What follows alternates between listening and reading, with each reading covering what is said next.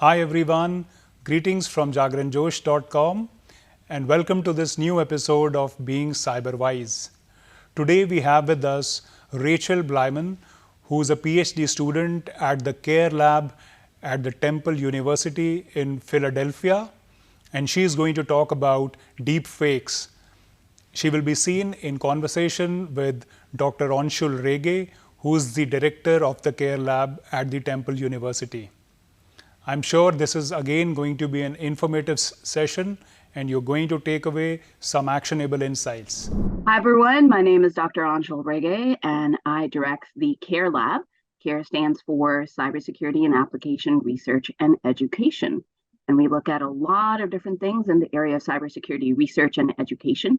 I'm very excited to have one of my finest graduate students with me, Rachel Bleiman. Rachel, do you want to introduce yourself? Hi, everybody. I'm Rachel Bleiman. I'm a PhD student. I work with the CARE Lab. My research focuses a lot on disinformation and deepfakes, how the two go together, and how people, just everyday people, can tell deepfakes apart from real media and what that decision-making process looks like. That is very cool and also so relevant given with everything that's going on today. So you are actually the perfect person to ask a couple of questions because this is such a new area. So I'm going to pick your brains for the next little bit, and maybe you can help me out figure out this deepfake disinformation stuff. How does that sound? Sounds good.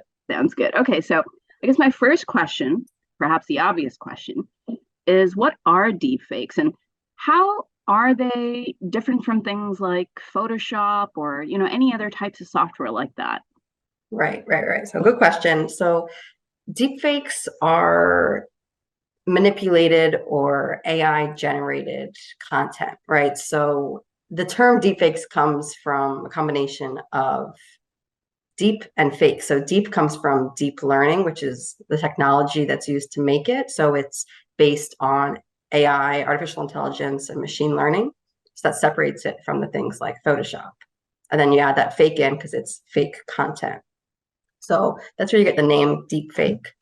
And so it can be media that's manipulated or completely generated from scratch. This can be in the form of videos, which is what we see most commonly, but you can also have audio deepfakes, or you could have images that are generated from scratch, like those that create a face of a person who doesn't exist. And with the video deepfakes, that's usually seen more with replacing somebody's face on somebody else's body, making it look like someone is doing or saying something that they're not actually doing. And with the audio deepfakes as well, it makes it sound like that person's voice. So it's kind of crazy. It is, yeah. And it's really hard to distinguish deepfakes from real media when they're made well. Because they sound legit. So it's really hard to tell. I mean, this is crazy. This is wild. So, I mean, as technology just keeps getting better and better, I'm assuming deepfakes are going to get better, and that can be used to, I guess, confuse people, right? Or really cause damage. And is this in any way tied to disinformation? And what is disinformation? And are they related, deepfakes and disinformation? Right. They're certainly related, deepfakes and disinformation. So disinformation, you often hear that term associated also with misinformation. So I can talk a bit about the difference there. So disinformation is the spreading of false information with an intent to deceive people, right? So they're spreading something that they know is not true, and they want to spread it to deceive other people. Whereas misinformation is just the spreading of information that's not true, but it's unintentional. There's no malintent behind that. There's no intent to deceive anybody. So you can have some deepfakes that are, they're just fun for entertainment purposes, but there are deepfakes that are meant to be a form of disinformation to deceive others, right? So a lot of times we see this with disinformation campaigns related to politics, like elections, that disinformation making it seem like perhaps a political candidate is doing something or saying something that makes people not like them as much or lose trust in them. It can sway public opinion, which is a big part of disinformation. And that actually is a common one that we see during election times. There's a lot of videos, like during the last election cycle, there was videos going around of Biden, President Biden, falling asleep during a speech or slurring his words, things that make someone look bad. And it's used as disinformation to sway the public opinion, make them think something else, or make them act a certain way with their votes, anything like that. So it has a real potential there to be used as disinformation and to sway public opinion like that. That's so dangerous. That's so powerful and so dangerous, right?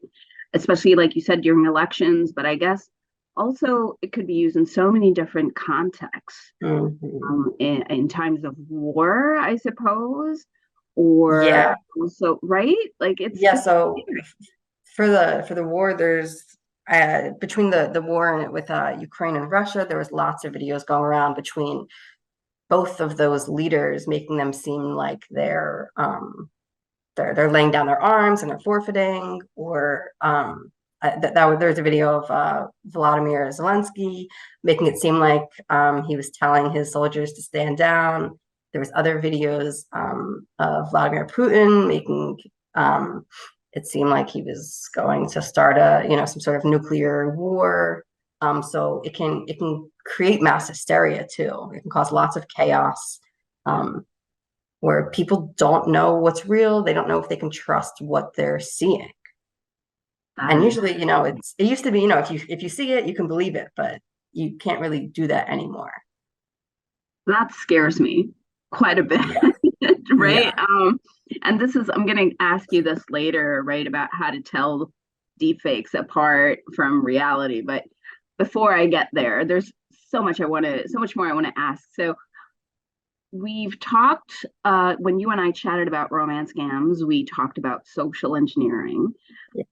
So could I ask you to, again, remind everyone about what social engineering is and how that is connected to deepfakes or even disinformation? Yeah, for sure. So just as a reminder, social engineering can be thought of as, the act of manipulating someone to do or say something that they otherwise would not have done. So social engineering and deepfakes can be used together in a really harmful way to create scams on people. And there were some really big cases about that too. There's financial scams that have happened. For instance, there was an audio deepfake of a CEO talking to one of his employees. It was not actually the CEO, but there was a Skype call, a very short-lived Skype call where it looked and sounded like the CEO. That conversation later went on, I think, to WhatsApp, where they followed up, and the CEO told the employee, transfer funds to this account. My accountant will be in contact with you, and he did it. And it was hundreds of thousands of euros that they transferred to a scammer because it looked like the boss, it sounded like the boss. And that's where social engineering comes in too, right? Because that's your boss, right? So authority is one of those persuasion principles that's associated with social engineering. It makes the social engineer more convincing, and it makes the target more likely and willing to comply with what the social engineer wants. So when they're posing as, the CEO of a company, the boss, you're not really going to doubt that you don't want to argue and say, oh, I don't think this is actually you. You're going to do what your boss is saying, especially when it looks and sounds like your boss. That's crazy. That is Yes. crazy. So that's one example. Do you know of any other areas where this is happening? For sure. So another kind of crazy case of deepfakes being used in scams is with audio deepfakes. So there's been a couple of cases of this where a mother gets a phone call from her daughter, shows up on the caller ID as her daughter. The mother answers the phone. She hears her daughter's voice crying in the background, begging for help. It sounds like her daughter. It's coming from her daughter. And then a man grabs the daughter's phone, it sounds like, and basically says that, the daughter's been kidnapped and demands some sort of ransom in exchange for the daughter, right? And the whole time the daughter's not actually there. It's just a deep fake of the daughter's voice. But if you're a parent in that situation, I don't have any kids myself, but I mean, if it sounds like your daughter, it's your daughter's phone number that's being spoofed, and she's in danger, she's in trouble, that's very convincing. And unless you know your daughter's actually right next to you, that's going to be hard to not believe, right? When you're hearing it and it sounds real. Yeah, and I guess social engineering, that case, you've got a couple of things going on. Like obviously scarcity, urgency, you're going to have to act now, but also authority, right? Because there's a power dynamic, and they're telling you what to do. They're in power. Very, very scary things. Oh my goodness. What, where are we headed, right? With all of this is crazy. I know. And that's really scary because, what are you supposed to do in that situation, right? You can hang up and call your daughter, make sure it's actually her, but are you really going to risk, hanging up on a kidnapper? Yeah. And I guess related to that, let's use that as a springboard to, I guess, my next question. Sure. So I get that there's some dangers that we've talked about, but let's focus on that specifically. So what are the dangers of deepfakes, both at an individual level and at a societal level? Right. So I can start with the societal level, and we already touched on this a little bit with, things like deepfakes being used for disinformation, to sway elections and public opinion about politics, about war, anything like that. It also creates a distrust in media. In real media, people trust less because there's more fake media out there and they can't tell it apart. So that creates a big problem there too, especially on social media, where those platforms are also changing to make it harder to know even the source credibility. So there's one less thing to base your decision off of there. But I'll save that for a little bit later when we talk about how to tell deepfakes apart. On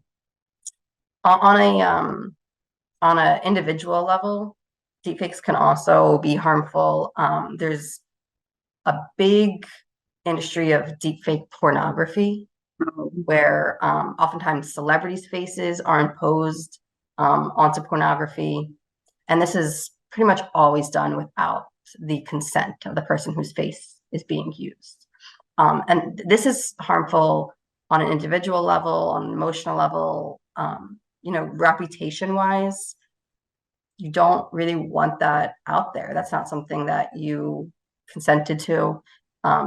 This happens not just to celebrities also, but to just, everyday people. It often happens to minors who are not even adults yet, and they have this going out there with their face on it. It could be bad for reputations for when you're, applying for jobs, if this is out there. It also just, the trust, right? You're probably afraid to post things online when you can see what happens with it.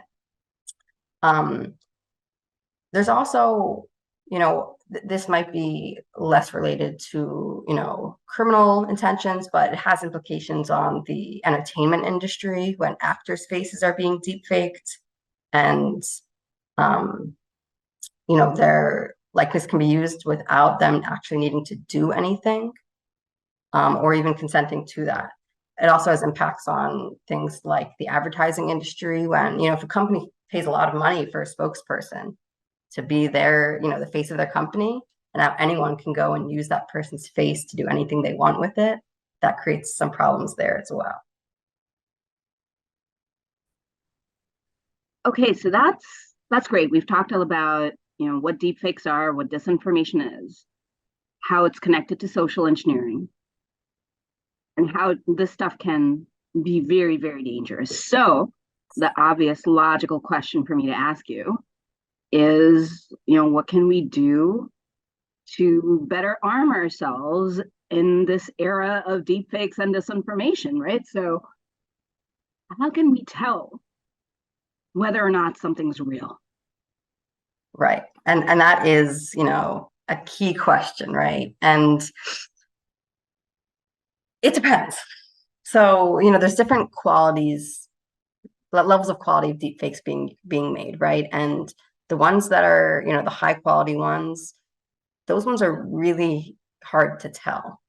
There are certain things that you can look at. For instance, deepfakes generally have difficulty getting the reflection right within the eye. So how the light hits the eye and how the reflection there. That's typically one place you can look at. You can also, with video deepfakes, the difficulty there is usually when they turn their head from side to side. It's not completely smooth there. So that's another place you can look at if that's happening in the video. If you're doing something, if you're seeing like a live action deepfake, for instance, like you're in a Skype call and the other person is a deepfake, you can ask them to turn their head side to side in that moment. And that can be one way to tell. But again, not all deepfakes are made to such a high level. You see varying ranges of that. So for instance, on social media, which is where a lot of deepfakes live, there will be, there's this one account that's just dedicated to Tom Cruise deepfakes. It's on TikTok, and it's just this guy who makes Tom Cruise deepfakes, and they're really high quality, but there's a lot of work behind that, where they have someone who looks kind of like Tom Cruise and has studied his mannerisms, that allows the deepfake to really be on another level. But a lot of the ones that you see aren't that good.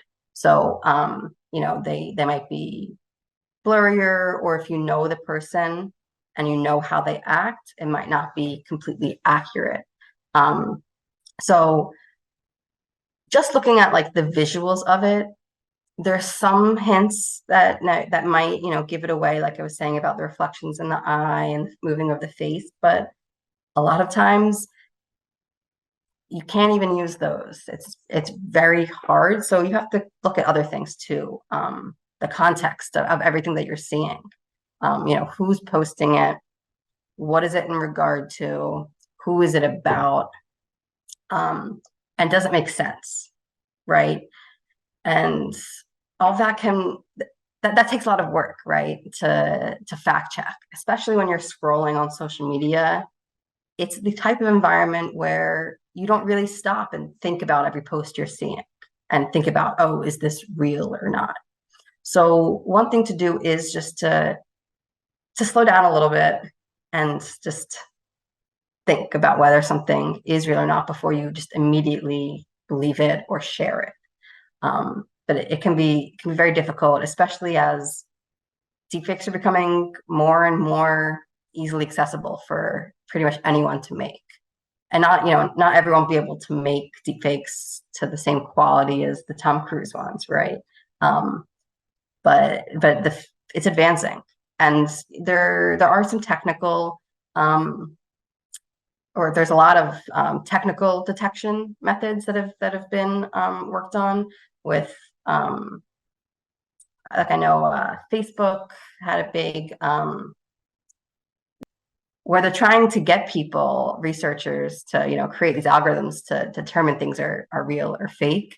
But as those algorithms are made, the deepfake technology just keeps advancing as well. So it's really hard to keep up. It's like a little It's like a back and cat and forth mouse race. almost, right?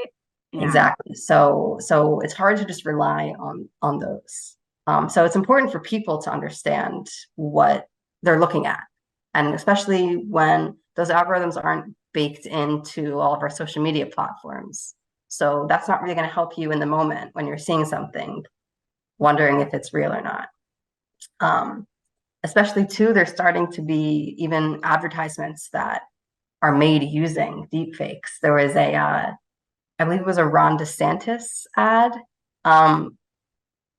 where there was deepfakes of Trump, and there was also an ad from the Republican National Convention that was it was a beat Biden, an anti Biden ad, and it was made completely from AI with deepfakes of Biden.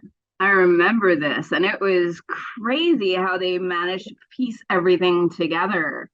Yeah. Yeah, you can really cause a lot of chaos and fear and all of that Yeah. with this.